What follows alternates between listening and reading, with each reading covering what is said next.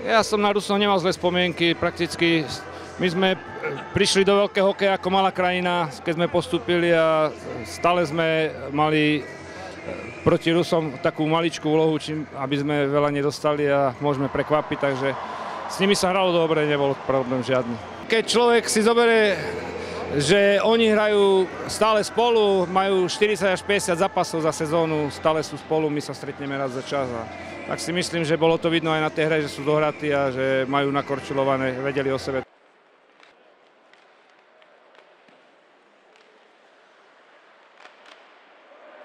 Mrzí to, samozrejme, že to mrzí, ale tak oni sú mladé mužstvo pomerne proti našemu a mimo to oni trénujú podstatne lepšie, ako trénujeme my, lebo však ste videli, niektorí naši hráči už majú problémy aj so zraneniami, či to je Kužela, či to je Nový, takže tam a u nich to nebolo vôbec vidieť, že takéto niečo majú.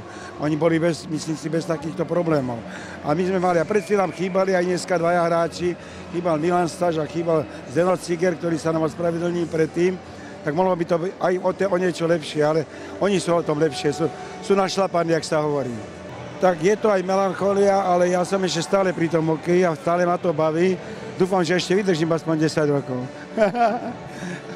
Lebo tento rok budem oslavovať 80, no bohužiaľ. Ide to. Ну, это как всегда, встреча с старыми друзьями. Stretli sme sa s priateľmi, spomínali sme na to, ako sa hralo za starých čias, zápas mal emócie. Bol to dobrý zápas. Приятные эмоции, приятный, как говорится, выброс адреналина. No все pozitívne. Poznám všetkých hráčov, ktorí tu dnes hrali, ale nezabudnem na gól, ktorý som dostal v 85.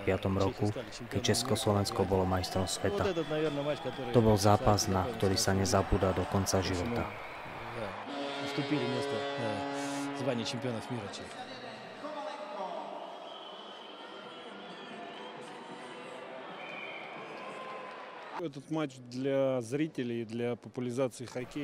Tento zápas bol pre divákov, pre propagáciu hokeja a pre nás veteránov, aby sme sa stretli, zahrali proti starým súperom.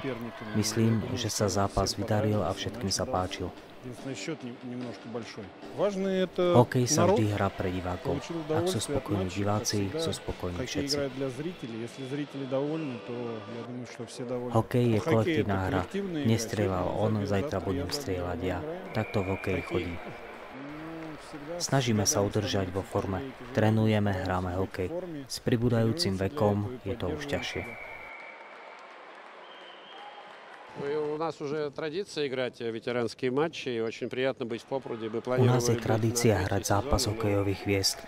Mali sme byť v Poprade už na otvorenie sezóny, no strašná tragédia, pri ktorej zomreli hráči zo 6 krajín a aj Slovenska, zmenila všetky plány. No sme radi, že sme dnes tu a bol to dobrý zápas. Mnoho fanúšikov a naša tradícia pokračuje.